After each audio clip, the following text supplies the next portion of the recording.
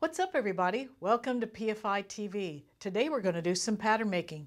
Now there's so many options in pattern tools and we don't want to throw away any money, so today I'm going to show you 12 essential tools you need to be a pattern maker, plus 4 that are just fun to have. Now no one is paying me to recommend these tools. This is just decades of experience have shown us the right tools to have. So ready? Let's get started. Our first tool is our most important tool. It's the 2x18 ruler. We've sent many a student to Project Runway, and every one of them knows you can't be a true pattern maker without this tool. It's marked in inches down to a 1/16 of an inch for accuracy. It's see-through for easy use, and its corners make sure your corners are straight and square across the centers and sides. There are only 4 French curves that you really need. It's easy to see where you're going to use them. Here's a tight one for using around your neck, a longer one for armholes. This is clearly the hip curve. We call this one the variform. You use it for hems and crotches. This dangerous looking tool is the stiletto tracing wheel. You want that for marking lines and copying patterns. Next we have an awl. Make sure it's got a big handle you can push on it and a tapered tip with a little piece of foam underneath. You can poke accurate dart tips. Now along the edges of your pattern you'll want to mark guidelines and dart legs. We use a notcher for that. It looks all for the world like a single hole punch, but it has a little nip on there so you can make a slice in your pattern. That's the proper notch to have, not one of those triangles. Nobody uses those in the real world. We also then want to look to have butcher paper. This is what we use for drafting.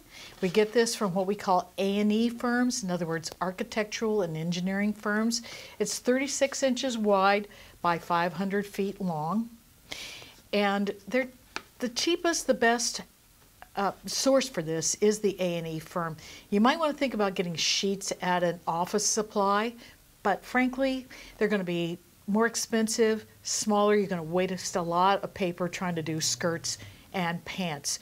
Hey, medical examining paper is fine too, but it's a little thin and it's only 24 inches wide.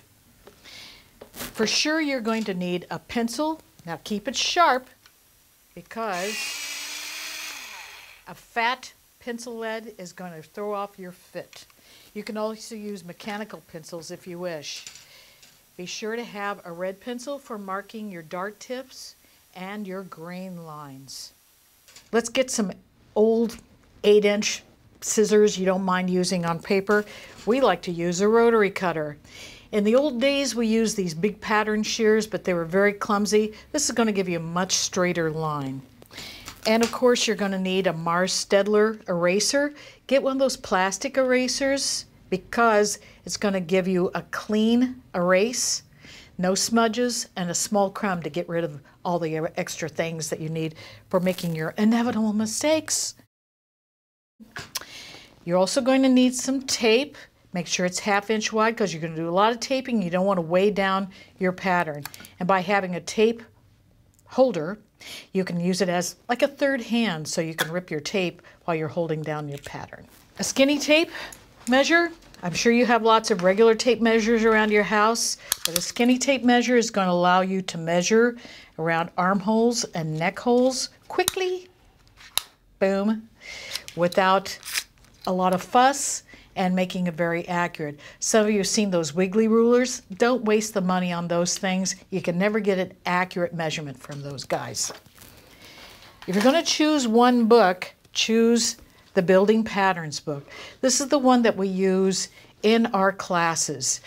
My friend Susie Fuhrer created this thing, and it's actually written in real words where you can understand it and follow the instructions. Isn't that nice?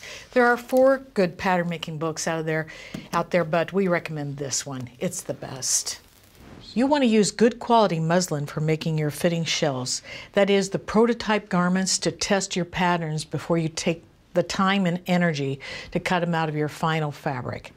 We carry Venus muslin in our store, and that's Venus, just like Venus de Milo, the Greek goddess. It's tightly woven, 100% cotton that stays true to grain, so you can trust any changes you may need to make without worrying about the quality of the muslin. And when I say true to grain, I mean that when you rip it, it's 90-degree angle to your straight of grain.